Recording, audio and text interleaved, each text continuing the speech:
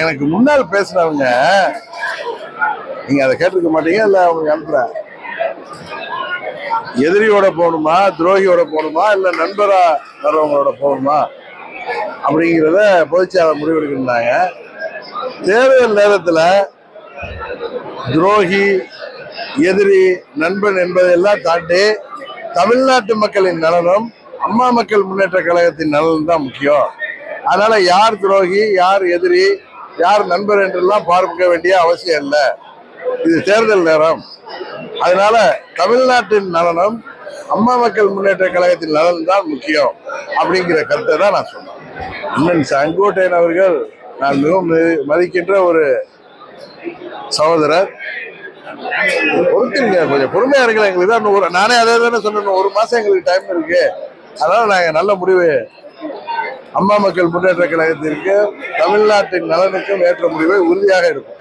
இந்த முறை எந்த கூட்டணி வெற்றி பெற்றாலும் கூட்டணி ஆட்சி அமைகின்ற ஒரு சூழ்நிலை தான் உருவாக இருக்கிறது. அந்த நாங்கள் வெற்றி பெற போகிற நாங்கள் இடம்பெறுகிற கூட்டணி தான் உறுதியாக வெற்றி பெறும். அதுல கூட்டணியில நாங்கள் அமைச்சர்களாக வருகின்ற வாய்ப்பு இருக்கிறது. லயோலா காலேஜ் 2017 டிசம்பர் மாதம் ஆர்கே நகர் தொகுதியில போட்டியிட்டப்போ அவர்கள் கருத்து கணிப்பெல்லாம் நான் பார்த்திருக்கேன்.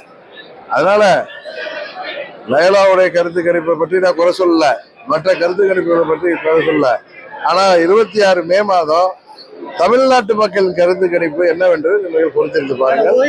அது வரைக்கும் நீங்க பொறுமையாக இருக்கு. கிட்டத்தட்ட ஒரு மாசத்தோட தேர்தல் அறிவிப்பு இருக்கு. ஆல்மோஸ்ட் இந்த ஆட்சி ஒரு முடிவுக்கு வருகிற நேரத்தில் எப்படியோ அரசு ஊழியர்கள் ஆசிரியர்களுக்கான ஒரு எதிர்பார்ப்பு இந்த அரசாங்கம் நிறைவேற்றிருக்கிறார்கள்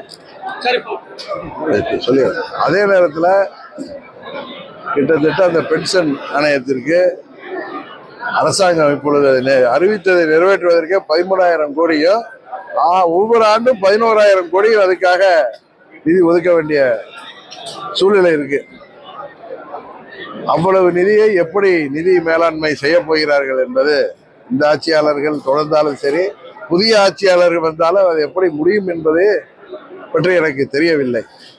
அதே நேரத்தில் அங்கன்வாடி ஊழியர்கள் இன்னைக்கு கூட பார்த்தா பகுதி நேர ஆசிரியர்கள் இன்னும் போராடிட்டு இருக்காங்க. இதெல்லாம் இந்த ஆட்சியாளர்கள் சரியாக செயல்படவில்லை என்றால் உறுதியாக இது அவர்களுக்கு எதிராக தமிழ்நாட்டு மக்கள் தீர்ப்பளிப்பார்கள் என்பதை தான் இதை காட்டுகிறது.